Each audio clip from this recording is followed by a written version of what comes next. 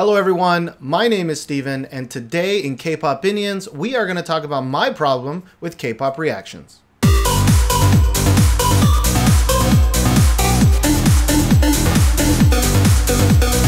Now to preface, yes, I do reactions with my co-host Josh. Yes, we happen to get a lot more negative comments than the average reactor. And yes, this video was made because I'm a tiny bit butthurt about that. But that doesn't make this issue any less important to me. And this issue is that I think a lot of reactions are bullshit. So let me start off with this kind of long-winded analogy. Now let's say I'm a movie reviewer and every month I need to watch 20 movies. Now I'm not a fancy dude with a fancy job at the New York Times and I only watch fancy indie movies. I'm just a guy with his own website who likes movies. Now remember, while normal people usually only go see the movies they want to see, a reviewer has to see almost every film he can. So you gotta see Guardians of the Galaxy, but you also gotta see Grown Ups 2. You get to see Fast and Furious 6, but you also gotta watch Need for Speed. And you definitely need to go see all the blockbusters. Now think about that. There are a lot of bland movies out there. If you go watch a random movie at the theater right now, what are the chances you would enjoy it?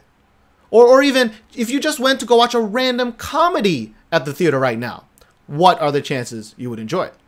A 50% chance? A 60% chance? I personally think it's lower than 50%, but let's say I end up liking 14 out of the 20 random movies. That's 70%. I know people who can't even name 10 good movies in an entire year, and that's them only seeing movies that they think they'll like. So 70% is pretty high. But that's not high enough of a percentage for what I want to talk about today. To discuss what I want to talk about today, I need to like 19 out of the 20 movies. I need to like 95% of them. This is what YouTube reactions have become. People like 95% of everything. That's mind-blowing to me. If a wine taster liked 95% of the wines he tasted, that would be a problem. If I just randomly turned on the television during prime time and I ended up liking 95% of the TV shows that were shown, that would be astounding. Now you might say that a reaction is not a review, and you'd be sort of correct. It's not a formal review because it's a live reaction of what you think, but it is what you think. Now that might change later, but it's still what you think in that moment, and that's what's being recorded. You might also say, wait, that analogy doesn't really make any sense when you compare it to K-pop. I mean, there are many types of movies, and we're only talking about Korean pop here. Well, just pretend I said only comedies, or only dramas, or only animation movies, and the same still applies.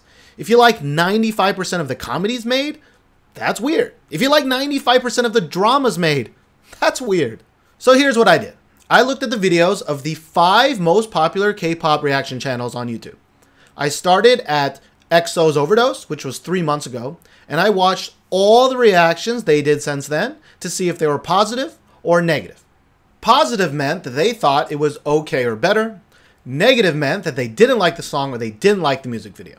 Now this is a very similar setup to Rotten Tomatoes, which lumps the okay reviews in with the good ones and calls them fresh. Now to be entirely clear, it wasn't an exact science. For some videos, I had to use my own judgment. But I made an Excel spreadsheet with direct comments from the video to justify each category that I put them in. And I'll link that Excel spreadsheet in the description if you want to see what that is. There was a total of 120 reaction videos between those 5 channels. Now, out of 120 videos, only 2 videos were negative. 2. Now, when I say negative, I don't mean they needed a bash on it to be negative. I mean, they just said something significantly pointing them in the direction of, I didn't like it or I didn't enjoy it. 2.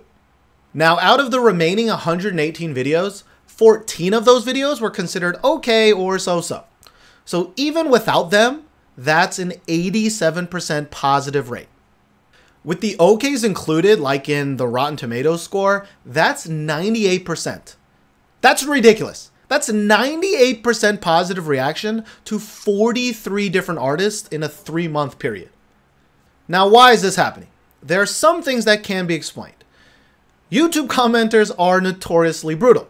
And you add that to the almost fanatical fan base that K-pop groups have, and you're gonna get some junk if you say something bad.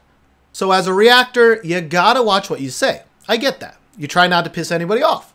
But to come out positive on 98 songs and MVs out of 100 is insane, especially the MV part.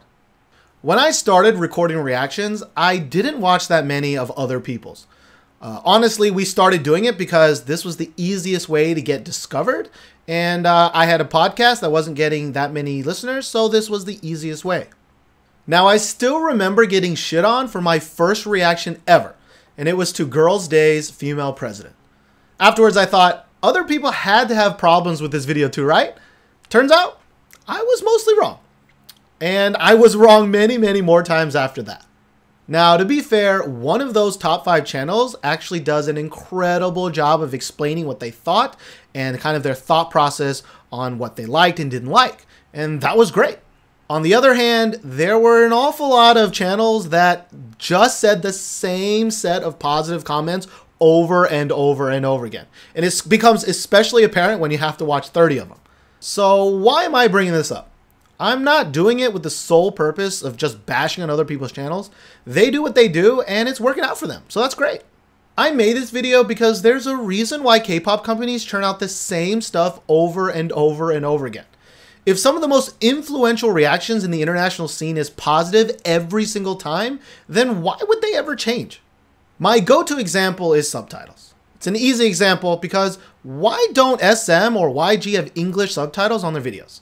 If 1THEK can do it for every video, even the ones that get less than 10,000 views, then there's no reason why the biggest company in K-pop can't do it, other than the fact that nobody complains or seems to care, so why would they do it? Well, that's it for this Kpopinion. Leave a comment below of what you think. Please, please, please share this video on Twitter, on Facebook, on forums, on Reddit, on Tumblr, because I'm really interested in hearing what a lot of people think about this 98% positive rating. I mean, is it just me? Am I crazy? Do I just have a stick up my butt? I want to know. I really hope you think about this the next time you watch a reaction video, because if you like everything, then what do you actually like? Thanks, and I'll see you guys next time.